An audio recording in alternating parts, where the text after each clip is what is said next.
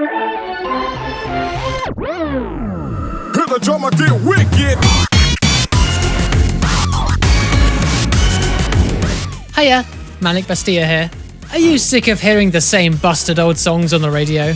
You want to hear something completely different? Then listen up, because what you need is wicked tunes. This is a new series where I talk about genres I'm less familiar with and explore some experimental artists who I think deserve more attention. These videos aren't just going to be, hey guys, here's like 50 fucking albums that are like as if you don't have shit to do or anything, lol. No, these are all projects I've loved for years now. Time is precious, so why would I waste it talking about music I don't 100% love? The main goal of this series is to introduce you to some weird obscure songs that I don't want to make into a full video. I'm limiting this to 6 individual projects each, because I want to keep these videos brief and easy to shit out, and I just like the number 6 a lot. As you may have guessed, tonight I'm talking about some experimental symphonic metal albums, and these actually helped me get into the genre in the first place. Normal metal albums usually just bore me with their instrumentation, so if you're a freakazoid like me who can't listen to normal music, then maybe you'll find something here you didn't even know you were looking for.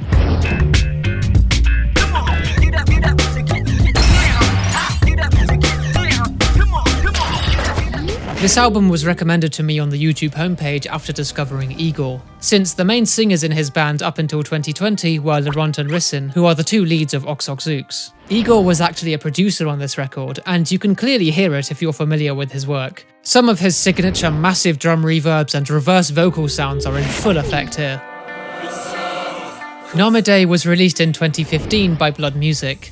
It's a symphonic black metal album with an emphasis on a unique vocal timbre. All the lyrics were written and performed using a bespoke language created by the band, which makes the voices sound like religious chanting from an ancient language like Latin or Lithuanian. There's a lot of folklore and mysticism influence in these songs, which hits a very tribal part of me, as black metal should. One of the main themes the band touches on is nature and the vulnerability of it, as well as humanity and flesh. The title Nämïdäë translates to The Last Tears, and the lyrics are translated in the description of the tracks on Bandcamp. They're pretty abstract, but they use a lot of cool words like angel and chaos, so I like it. The mythology of this band has fascinated me for years now. Laurent meticulously created an entire language and philosophy behind Xööx that resonates throughout the music. It's grandiose in design with heavy influence from religion and spirituality, employing the only good things religion has ever done for the world, like architecture, music, and art, to create a uniquely transcendent experience that focuses on loss and existentialism rather than hope and happiness. The band incorporates heavy use of Baroque instrumentation like the church organ and harpsichord, alongside the metal guitars. All this mixed with the thunderous drums and visceral vocals, painting a magnificent and surrealist wall of sound that feels completely otherworldly. It's like looking into an entirely different universe through a trans-dimensional lens, and through that lens we see a world of anguish and pain, beautifully manifested in the choirs, opera and screams that Rissin and Laurent bring forth. Between the cliffsides of explosive drums and twisted metal, we're treated to gorgeous melancholic passages of acoustic guitar, piano and softer singing to give you a moment of introspection from the oppressive and powerful blast beats. Very reminiscent of the acoustic work on Corpo Mante, whom Rissin was also a part of. I can't understate how much I love the dynamics on show here. Each section perfectly flows into each other, and each track effortlessly transforms itself over time by incorporating new riffs and rhythms into the mix. Xööx still has a relatively small discography, but this one still stands out as my favourite, whether that be from nostalgia or my unabashed love for all things Igor has worked on since I discovered him and his bandmates about 10 years ago. This record has such a powerful, dramatic and magical tone that cuts deep and pretty much ticks all the boxes for me when talking about dark fantasy metal.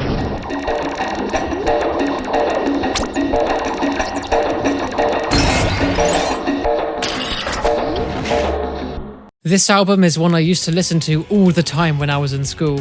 Swing, metal, jazz, opera, and a shameless radical sense of freedom culminate into an extremely eclectic and intrusive sound. As the band's name implies, this album sounds like being thrown into a bar filled with devil worshippers, drunken bards, and fat ladies singing till the windows break. The band juggles this sense of absurdity while in keeping with the hard-hitting guitars and drums we've come to expect from the genre. When you take a proper listen to the whole album though, you can clearly hear that a lot of love and care was put into the arrangements and instrumentation. You've got everything from mariachi trumpets to road organs and even didgeridoos, all coming together to fit whatever atmosphere the album decides to stroll on over to at the time. The lead female singer, Anne-Louise Logland, provides some extremely impressive operatic vocals throughout the course of the record. The production value across the board feels like it has the budget of a Hollywood movie with how much storytelling goes on within the songs themselves.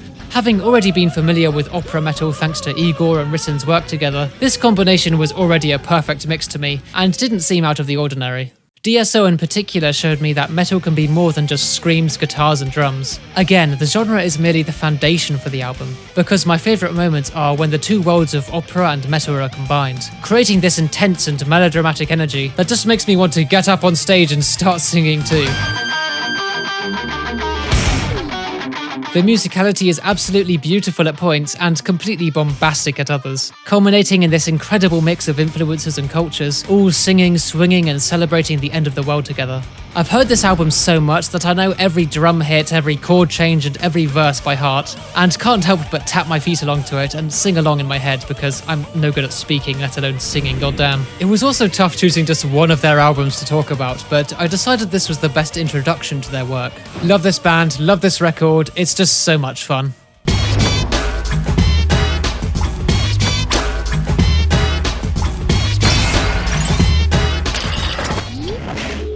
Aquilus is a film-inspired black metal project by Australian artist Horace Rosenkavus, who as far as I'm told wrote and performed everything on the album himself. This is probably the most typical metal project on this list, as it feels very traditional in its timbre and production. But what sets this one apart is the use of extremely cinematic instrumentation surrounding the whirlwind of chaos that encompasses the distorted guitars and distant demonic screaming.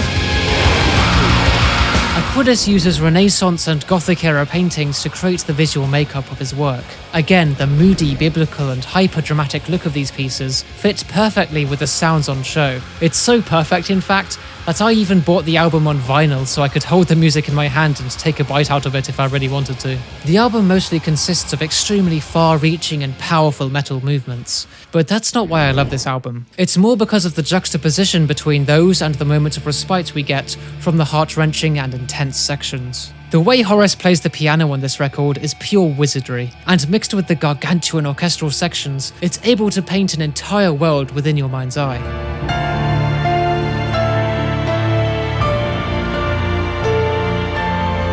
I feel like the darker and more intense moments of The Lord of the Rings would be an appropriate comparison here. It's able to maintain this sense of melancholy, but with a driving and immersive sense of adventure layered on top.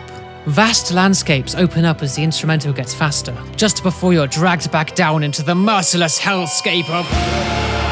The actual metal moments of this album feel like they're just the pedestal in which the true soul of the music is surrounded by. The orchestral and folk sections have this jovial sense of peace and beauty, which feel so full of life. The metal guitar chords fight and intertwine with the symphonies as they perform a dance of light and darkness. They fight one another again and again, but there is never a true victor in the end.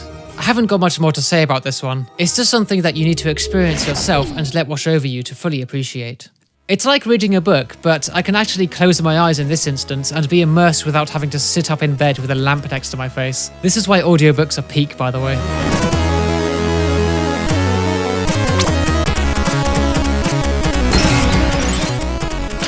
This album is as close to perfection as you can get. The enigmatic and ineffable Unicode title only adds to the mythology of the record, with equally cryptic coded track titles making this part of the script a bit of a challenge to articulate.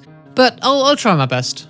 So, be me, right? An established lover of grandiose church organ metal, thanks to Xööx, and someone who already loves the dark minor scale pianos heard in the soundscapes of Aquilus, now introduced to an extraordinary combination of the unholy trinity with this fully electronic baroque metal record by Keygen Church.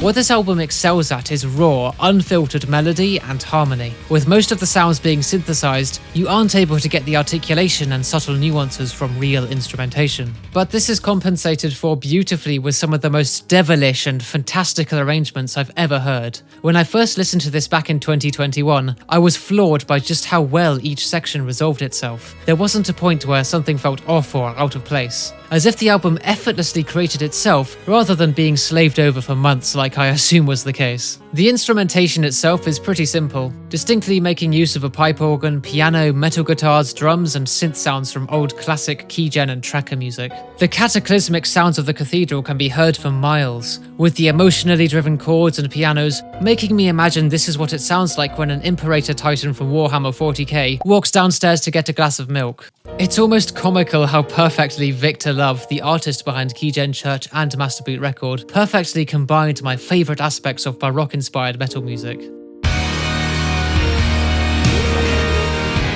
I remember reading somewhere that every sound on this record was 100% synthesized, which is just completely wrong, by the way. The pipe organ is actually a sample-based instrument by the strangely named Hauptwerk. So, sure, the album is electronically produced in every way, but clearly not everything is 100% synthesized from scratch, like this weird marketing tagline would lead you to believe. Not sure why they did this. You have 24 hours to respond, Metal Blade Records, or I will be taking this to the streets.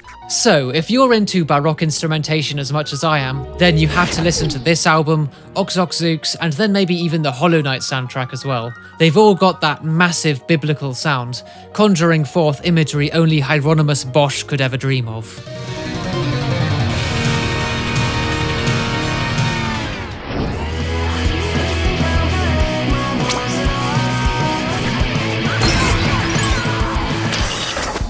This album stands out from the rest because of how multi-genre it is. The Enigma TNG is a mysterious electronic and metal producer from Pennsylvania, whose distinctive cybergoth aesthetic has permeated his art since 2010. With strong influences from Final Fantasy VII, Ghost in the Shell and The Matrix, the Enigma TNG combines these closely associated worlds and brings in a more evil presence in the form of some extremely gnarly metal guitars. This project is defined by a cinematic sense of scale and urgency, with alarm sirens and low rumbling impacts surrounding the synthetic choirs as they ascend into the clouds in a sea of turquoise flames. The heavily reverbed and overcompressed pianos at the beginning of Around the Window Star, my favourite song off the album, feels right out of Final Fantasy VII and I love it. It slowly mutates into this fantastically nostalgic EDM ballad that feels like it came out of a Bionicle commercial from 2007. Distinctive sounds you'll hear in this album include the church bell, anvil, theremin, choir and piano, along with some wicked synthesizers and dubstep growls. This palette creates such a strong, dark, intergalactic energy, like you're some sort of cyborg super soldier fighting against an alien invasion. But the aliens are actually just hologram robots controlled by Hojo from Final Fantasy VII, who's also being controlled by the G-Man from Half-Life 2, who's also being controlled by Cyrus Borg from Lego Ninjago. And they're all being controlled by, like, aliens or something. The metal step elements sort of take a back seat in this album, providing a strong basis for the rest of the musicality to spread its digital wings. What's metal step, you might ask? It's simply a combination of metal and bro step. Much like Keygen Church, pretty much the entire album is synthesized. The Enigma TNG actually has live streams of him producing music, and it's all done using out-of-the-box synths and samples. This isn't an issue to me though, because I think the inherent rigidity and sharpness that comes with these sounds only adds to that super electronic and cyberpunk feel. There's so many different genre elements which came together for this album, and they all somehow managed to fit into their own place, despite the inherent eclecticism on display. But above all else, it's extremely cybergoth, and probably comes off as very angsty to most people. But I appreciate its authenticity and sincerity to the subgenre. This album isn't just paying homage to the aesthetic, it is the aesthetic, and the Enigma TNG encompasses this philosophy in stride. Since 2023, his new music uses a lot of generated images, sadly, and takes away from that rough early 2000s indie look I used to love from his work. So not only does it look like ass, but it also just feels wrong to support on a moral basis. and I can't shake that feeling no matter how hard I try to plug myself into the soulless corporate machine. Still, the 2 albums he released before this happened, Obscurity and Parallel Universe, are both incredible works of electronic cybergoth music that deserve to be remembered for their perfect encapsulation of this style. But even if you're not a fan of Skrillex, I'd still like to hear you give it a chance if any of this sounds interesting to you, and not at all like the ramblings of a complete psychopath.